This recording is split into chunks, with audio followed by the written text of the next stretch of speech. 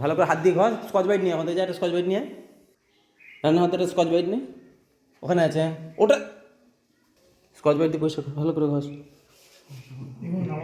নামাতে হবে না, নামাতে হবে না, করে নে। 9-6 করা মাস্টার জিনিসপত্রগুলো, ওইটা দিয়ে উটকু দিয়ে ঘষলে হয়ে যায়। পায়খানা পরিষ্কার করে ব্রাশ দিয়ে ঘষাবো তোমার, এটা দিয়ে ভালো করে ঘষ, স্কচ বাইট দিয়ে, তবে পরিষ্কার হবে।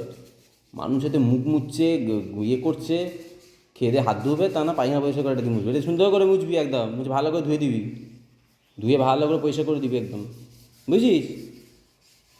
এরকম করে কাজ করতে হবে, নাহলে বিয়ের পর বউ ঝাঁটাপেটা করবে তো কাজ না পারলে। এখনকার দিনে ছেলেদের কাজ করতে হয়, মেয়েদের কাজ করতে নেই, জানিস না?